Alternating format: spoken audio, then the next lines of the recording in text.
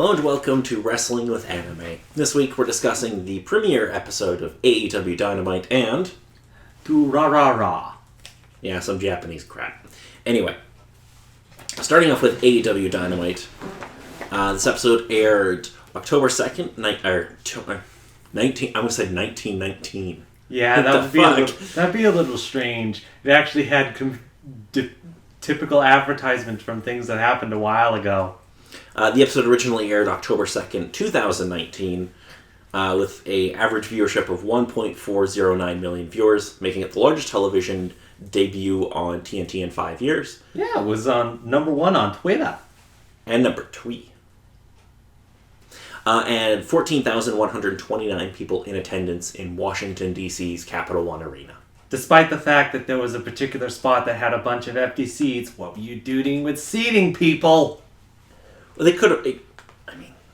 It could have been because of the way the camera was placed.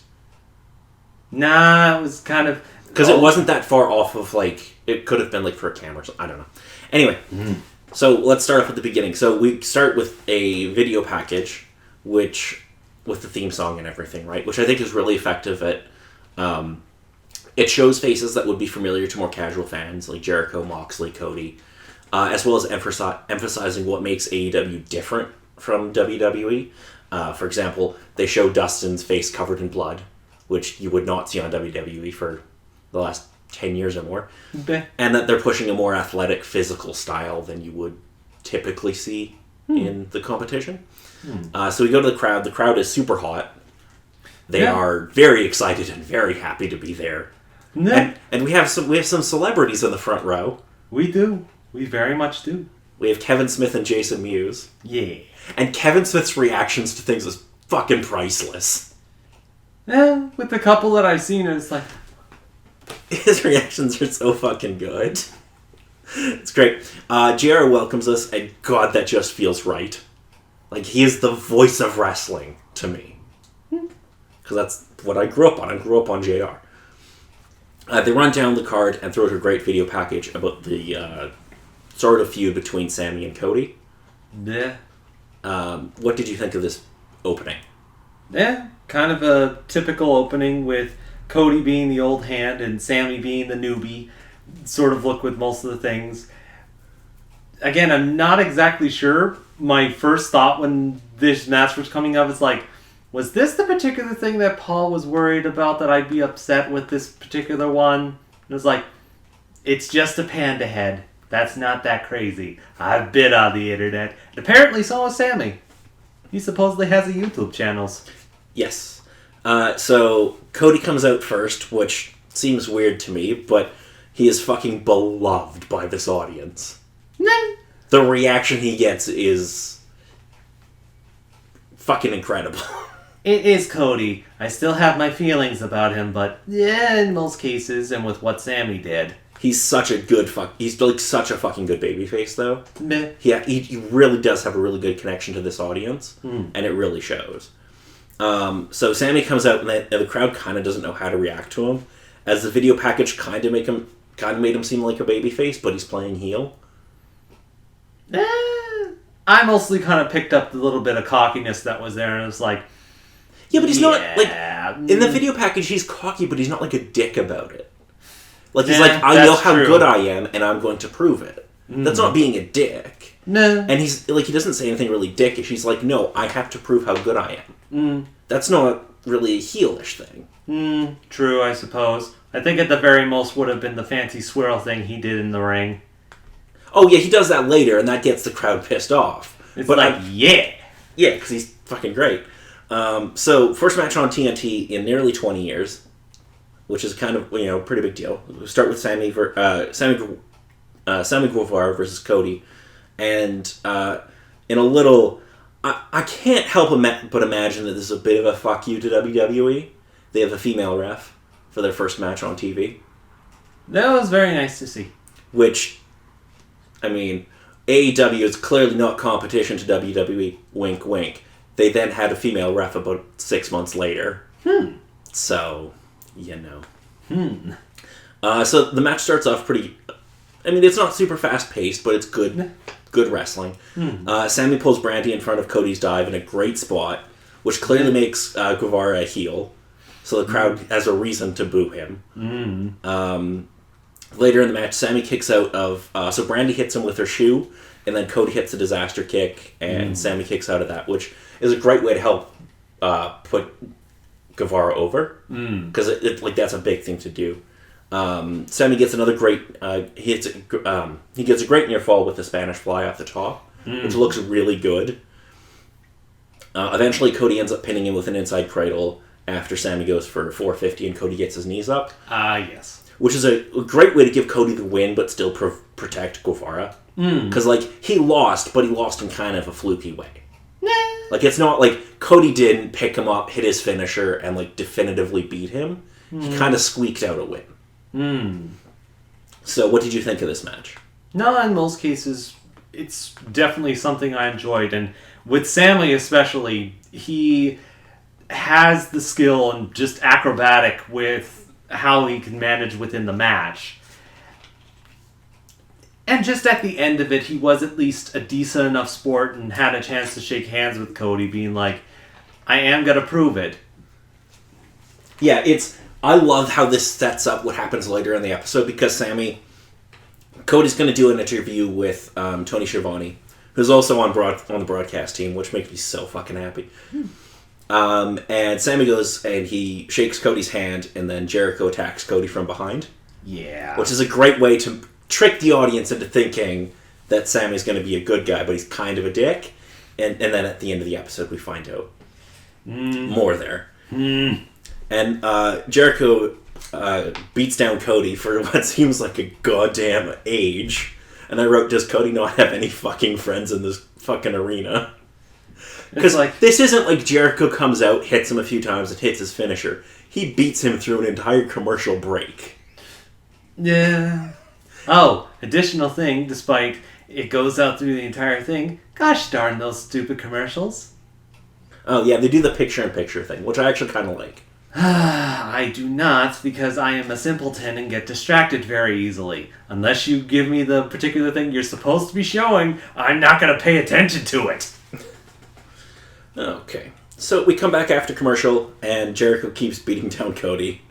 And then our next matchup is Brandon Cutler versus MJF. And I know how much David loves MJF.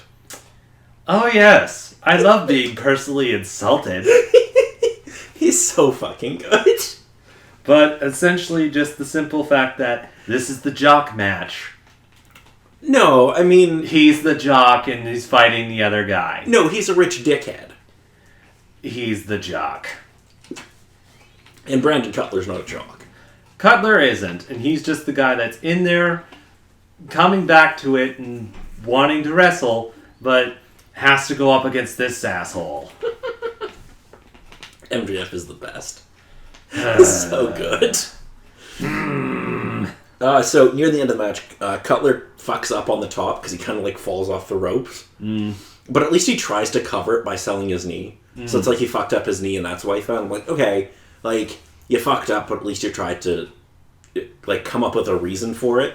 And MJF wins decisively with the Salt of the Earth.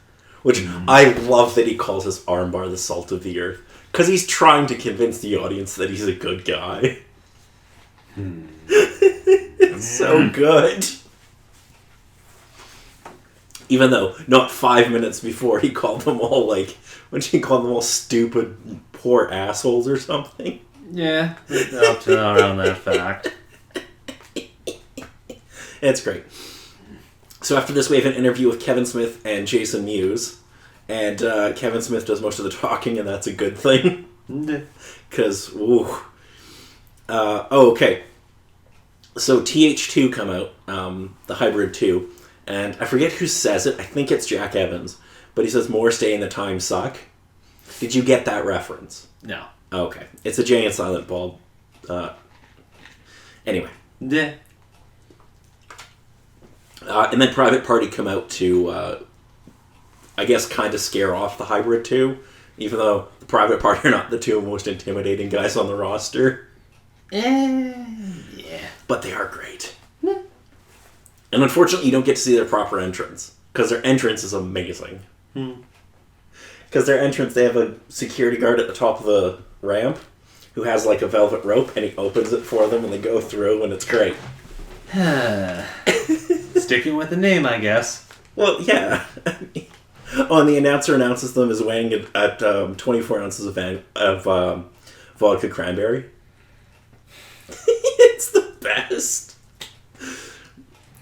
So next we have the SCU video package and promo.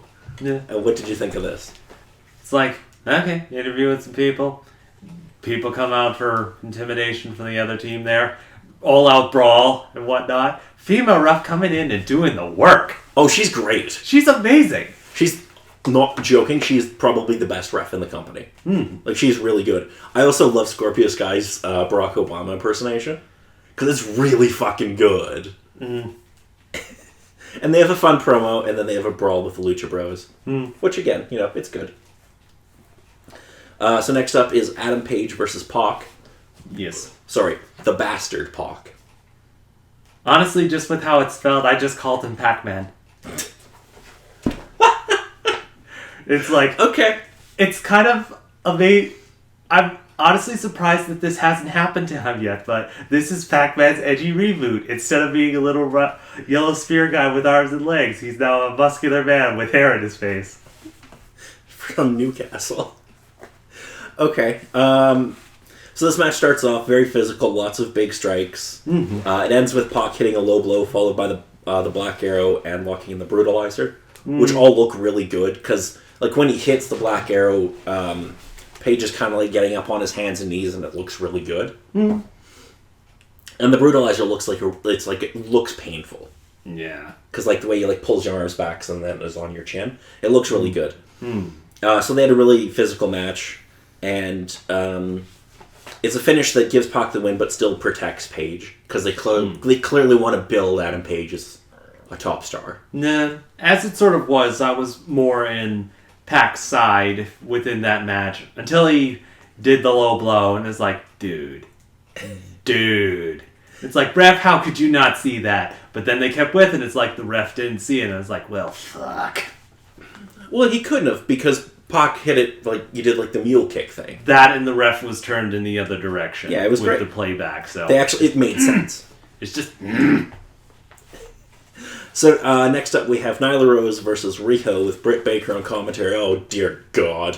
Why was this place there? Like, just aside from even weight differences, like who? So this is to crown the first AEW Women's Champion. Meh.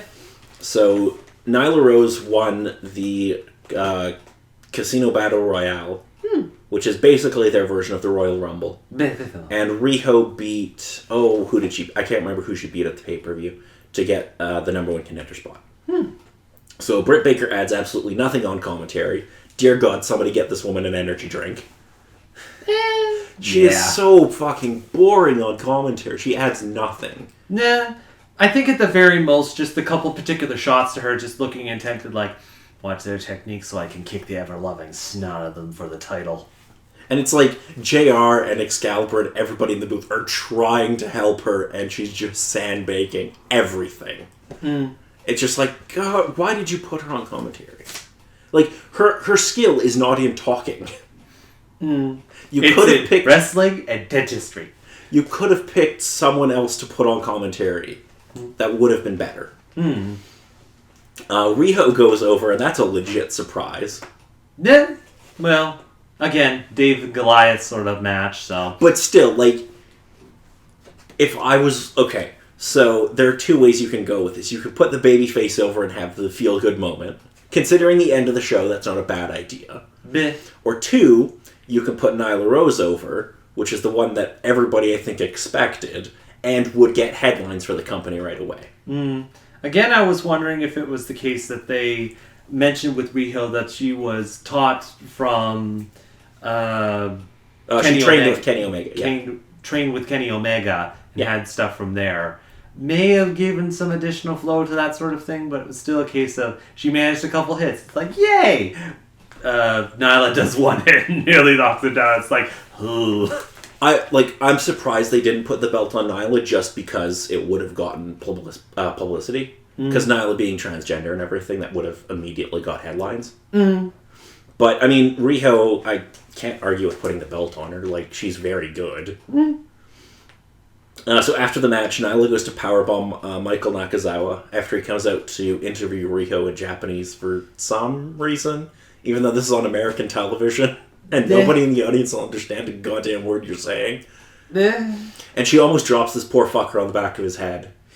Yeah. It's like, oh dear God, you almost crippled him. Whether or not it was a case that he made the particular face that he did, or he was really injured. I don't think he didn't get seriously hurt in this, and I'm like, that's a fucking miracle. Because, Jesus. And then Kenny comes out to save Riho. Yeah. Again, solidifying that bond there. Yeah. And finally, we get to the main event. Which is the Elite, which consists of Kenny Omega and the Young Bucks against Jericho and Proud and Powerful, which is Santana and Ortiz. So I take it you have issues with this. Not so much issues, just the main basic decision that decided to happen within this match. What? Who the flip was that guy that took out Kenny? Jon Moxley.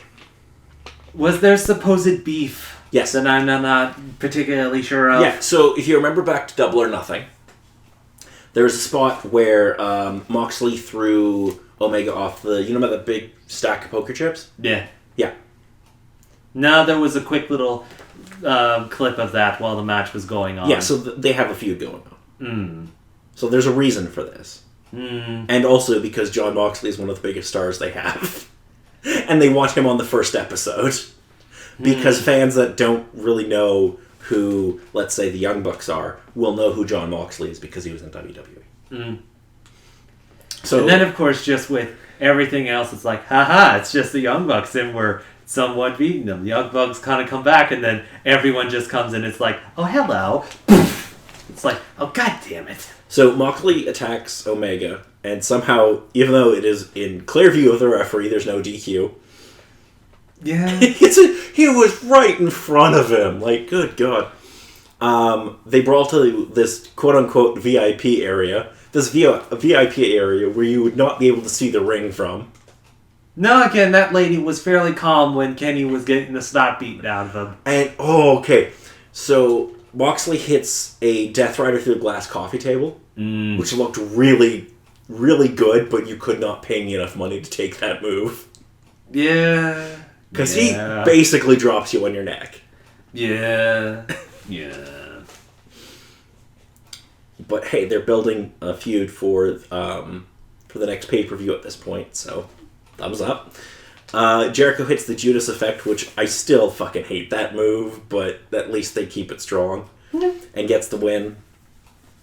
Then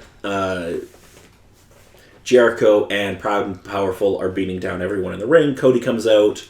Guevara attacks him, which solidifies Guevara as a heel. Dustin comes down and just gets fucking crucified. And then we get the big debut. Jake Hager comes out and just fucking murders everyone in the ring. Well, all the baby faces in the ring. Meh. And again, it was just kind of a case of, typically Gress, was he just kind of standing in the audience? It's like, wait. He probably would have been... that's my cue. Basically. Like, he would have probably just been, like, in the Converse or whatever and then made his way down. And then he murders everyone, and it's great. It's like, huh. On the one hand, it somewhat sets up things, but on the other hand, God, where the flip is the referee? Where's that female referee? Aubrey Edwards is great. All the other referees could learn a few things from her. But what did you think of Hager's debut? Because I think it's really impactful. No. Because it clearly makes him a big deal. No, as it is, it was fairly impactful. It's like, what the heck are you doing here now? And JR definitely does his best to put over Hager. Like, he's talking about how he's like an undefeated MMA guy, and he's an athlete in college and all this. Like, he's trying to make him seem legitimate. So what did you think of the episode overall? On the whole, it was definitely good. I was expecting much worse. You're expecting penis droids? I was expecting something far worse, good sir. Even if it was there, I would just be incredibly annoyed and serve you a knuckle sandwich on a plate. I still maintain that the penis druids were funny. It's what they represented, Paul. It's what they represented. It's his gimmick. His gimmick is his dick. That's not a joke. Like, Joey Ryan's gimmick is basically his dick. It's not even with him. It's partially, but it's mostly the other one. Okay, so what didn't you like about the episode? With this one, it was just more how they decided to spin it. Just with how my personal tastes come with those sorts of things, it's just kind of a case of, I'm not super happy when the bad guy kind of gets the day. And it's just kind of like, leaves me in a bit of a bad mood, but what sort of brings me back is like, we could get these other guys to help beat the snot out of them. It's like, please God, do. I mean, yeah, but you have to let the heels get... Because that's how you're going to build to the pay-per-view, right? No, like, true. You make the audience want to see them get beaten. Nah, true. You need the villains for the things of the... Yeah, I mean, if the baby faces went over every time, the business wouldn't fucking work, right? Like, no, true. Star Wars, you don't have Darth Vader get killed in the first movie, like... On whole, just with most of the matches that kind of went on, and I think at the most part, I was intrigued to find out a little bit more about Salmon, because it's like, this guy might have a future, and it's like, oh, he does. It's a heel. God damn it. Well, because he's so good at being a heel, though. Yeah, he's getting there. Okay. There's some other things. I'm gonna spoil a part of the most recent episode of Dynamite. So, they have somebody you haven't seen, Darby Allin. They're attacking Darby Allin in the ring, and Darby Allin comes to the ring with a skateboard, or I should say, on a skateboard. Yeah. And Guevara picks up the skateboard and he's going to attack Darby Allin with it because like Jericho's beating the shit out of him, and Jericho gives him this big hug and has this big smile like his proud dad. It's the best moment ever. And then he hits him with the skateboard and then does like the trachea spot. So where you put the skateboard on the guy's neck and then like slam him down into the ring to make it look like you're trying to murder the man. Yeah. And it's great. I just love Jericho's look of like, yeah, that's my boy. So good. So what did you like about the episode? In most cases, with all the work that everyone put in for the matches, what they managed to do with most everything, it was fairly impressive. Sammy with his acrobatic feats through the match, Cody for what he was able to take and do within it. The crazy brawl that happened with Pac and Paige, it was a little nuts in a couple cases. Even with Reno and Nyla, despite the fact that it's like, really? You booked this? It still worked out for all the particular stuff it did. And it's like, if things were just a teeny bit different, Nyla would have completely stopped Reno. Riho. Oh, excuse me. Not Reno. Reno is a city. Excuse me, my H looks a little bit too much like an N. No worries. So did you have anything else you wanted to bring up about the episode? Aside from a mild, I think that's about it. Okay. I thoroughly enjoy it. I think AEW, I mean, it's basically got me to stop watching WWE at this point. Because I just think overall their product is so much better. And it's not... I mean, at least in AEW, when somebody gets pissed off, they can call somebody a son of a bitch. Meh. Or an asshole. Yeah. Like... That's one of the things that I really dislike about WWE is it's so PG. Whereas AEW being TV-14, they're allowed to do a little bit more. And I mean, yeah, things of the times. It is indeed. Alrighty, so let's go to the Durarara thing. Again, far too many Raws. Yeah, but that's the best part. Alrighty, so tell me about Durarara. So, with Durarara, from what I mostly understand with the series, it's a bit of a... parts of a slice of life and a bit of a mystery style of seeing certain events happening within the place, it's one of the things I forgot to write down. Darn it. It takes place in, like, a district of Tokyo, but I don't remember the name of the district. It's a bit of a mouthful, honestly. But then, of course, most of the names are, aside from 2. But Okay, nevertheless, so we start off things with Makoto. Shy boy out from the boonies to come into town for school. Yeah, and I can't stand him. Nah, because he's such a little bitch. It's understandable. He's fairly shy. No, he's a little bitch. Anyway, he then meets up with his best friend from, like, elementary school, who is annoying. Masami, yes. But he's better than the other dude. He's stupid jokes.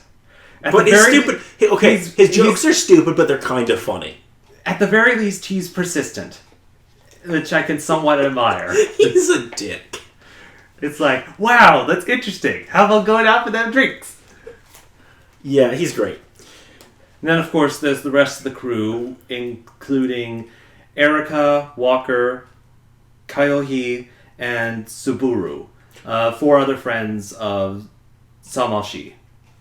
Yeah, 2 of those names don't sound very Japanese to me, but okay. Yeah. But again, just kind of other typical friends of his, bringing up the concerns of coming to the big city, being sure to be careful not to associate with particular people because of the gang issues they've had in the past and at present.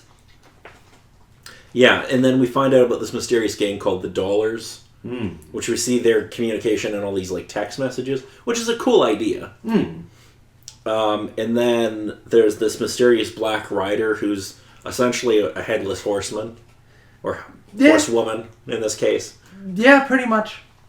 I was really hoping for some Ichabod Crane shit here, but unfortunately. Was it not enough for the gentleman running towards him or chasing after him in the vehicle, or was that not enough? I was hoping that this was going to be, like, a dark anime adaptation of, like, Sleepy Hollow.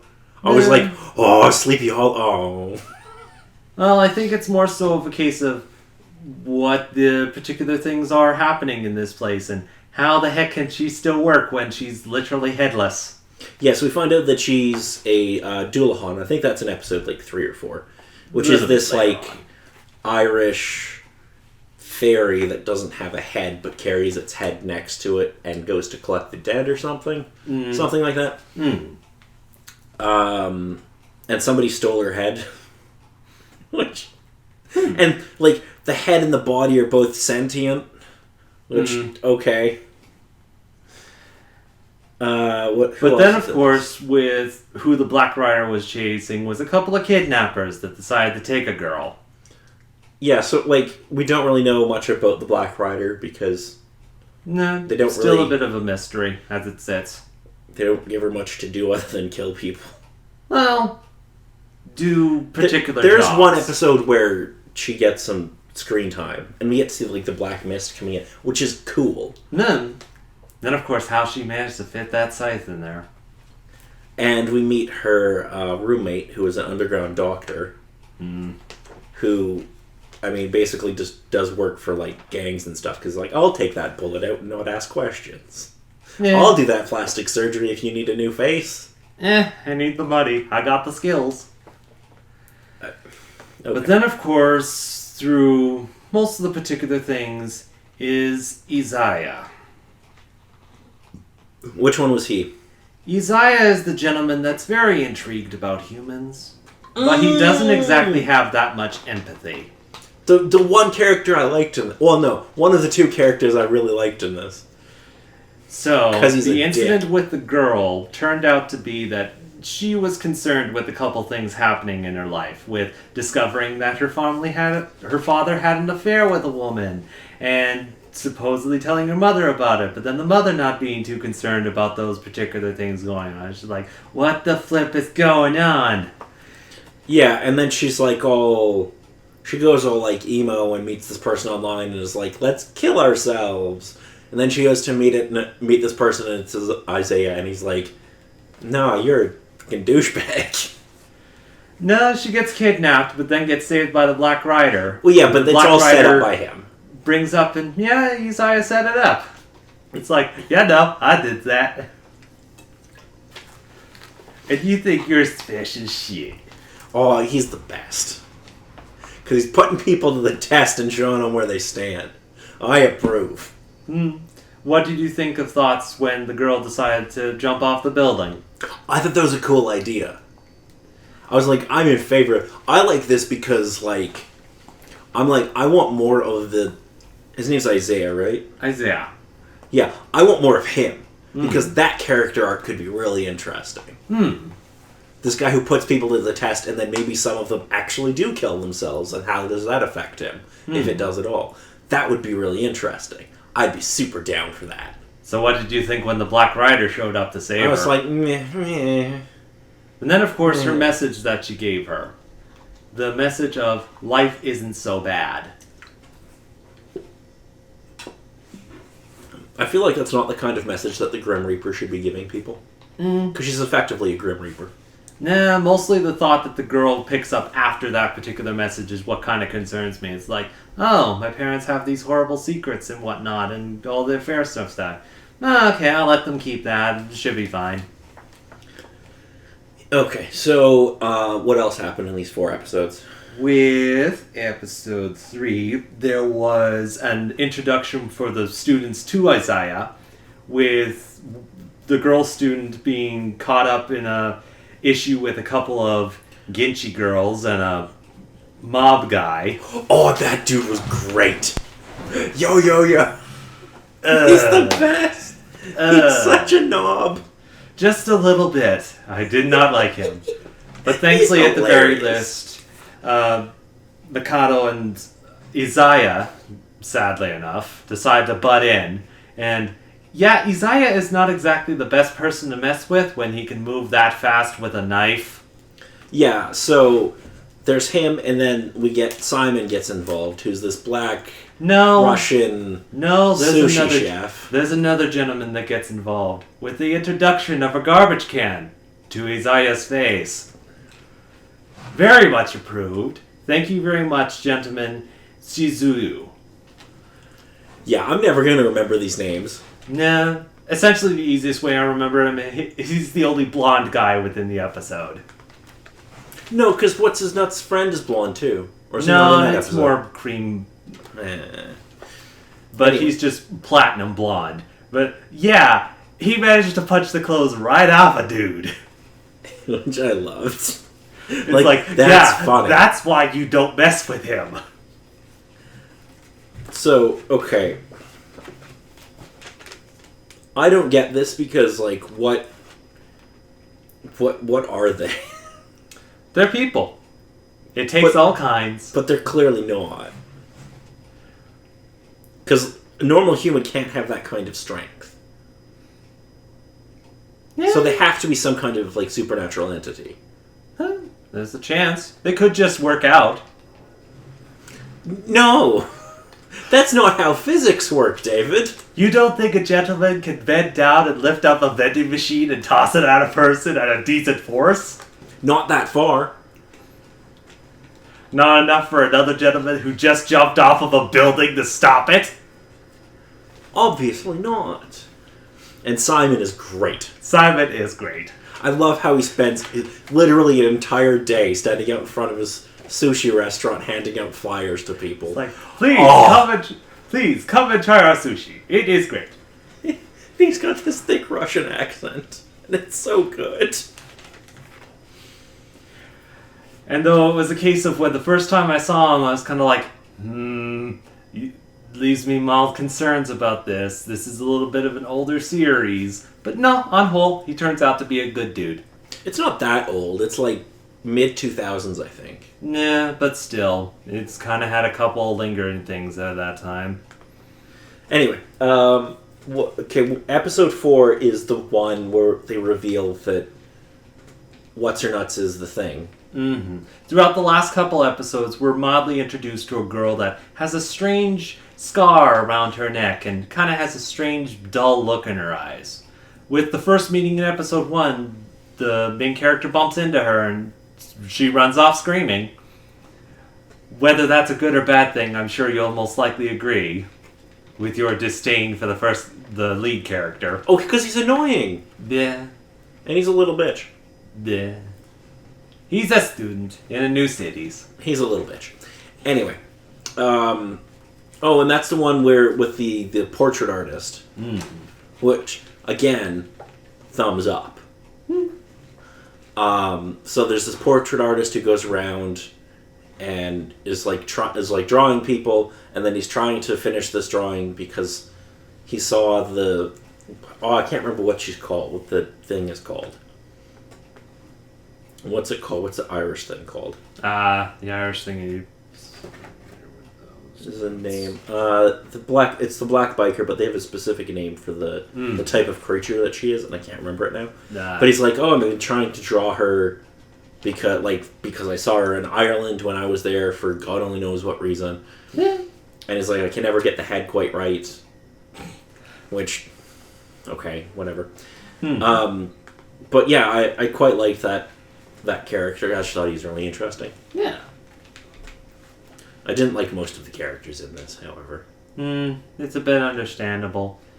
At the very least, it's from my understanding with a couple particular animes that I've watched or have seen be somewhat popular, it's a case that they really like the school aesthetic to have the story based around, but I sort of appreciated this sort of separating off into a couple of different stories and having a little bit of a mystery to it. Having a couple moments where they kind of explain things, but still just kind of a story trying to figure out those things or see how these people kind of go about their lives with these events going on.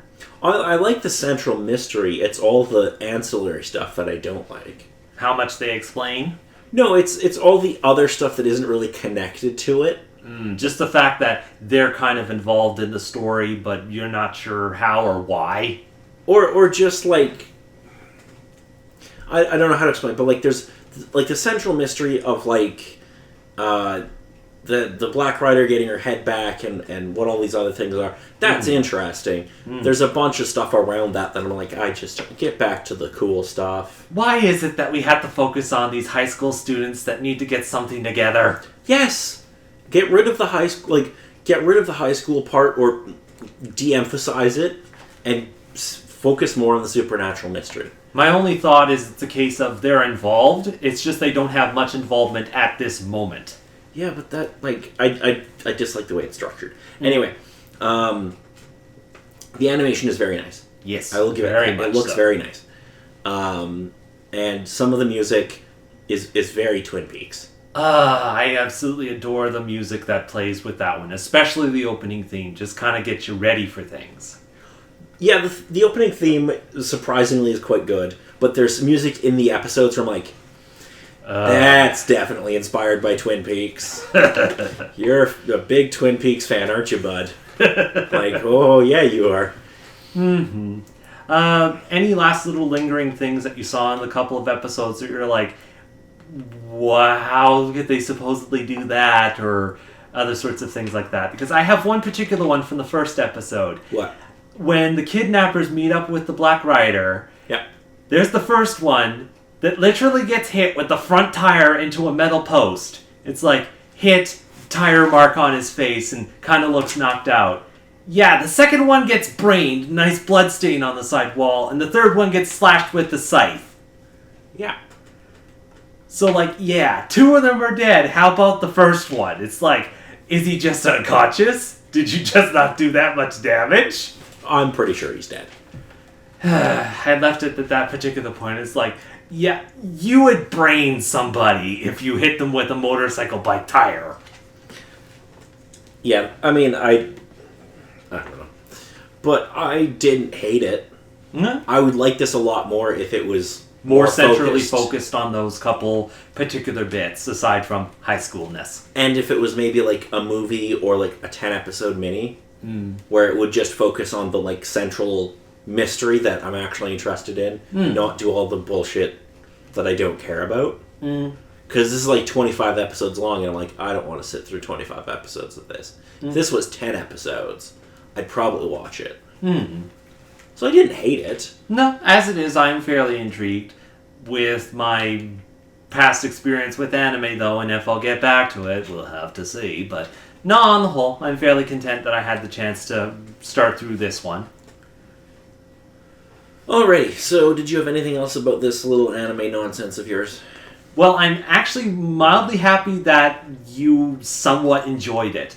From the basic premise I understood, I'm pretty sure there were some aspects that you might have liked, but I'm pretty sure you probably would have despised it as you despise most animes. I don't hate all anime. I hate annoying anime, which happens to be most of it to me. It needs to be more polar bears running cafes. Yes! Yes, if every anime could be cute animals running their own cafes, I would be very happy. Yes. Alright, do you have anything else? No, just some thoughts of what to maybe supposedly do next. I suppose just the one question. You know what a kappa is? No idea. But I can reveal what you'll be watching next. Duly noted. David, we're gonna go on a journey. We're gonna hop in our time machines, and we're gonna go back to 2001. Okay. We're gonna go back to January of 2001. Okay. We're gonna see Drew Carey. We're gonna see a whole bunch of wrestlers you would probably recognize, like Kurt Angle, Stone Cold Steve Austin, Triple H, The Rock, Chris Jericho, before he was a very proud dad. It's the Royal Rumble 2001. Alrighty. It's time for the Rumble. It's time for the Royal Rumble. Supposed neatness. It's widely considered the greatest Royal Rumble pay-per-view ever. Hokeboo. And it will start a little journey that will culminate at WrestleMania 17. Whether or not that's supposedly a good thing, I'm not sure. All I'm going to tell you, David, for that show is, Houston, we have a problem. Doesn't wrestling always have a problem? Yeah, but that show takes place in Houston. And it involves a great match between Shane McMahon and Vince McMahon. Where they just beat the shit out of each other. And it's great. Anyway, until next time, I'm Paul. And I'm Dave.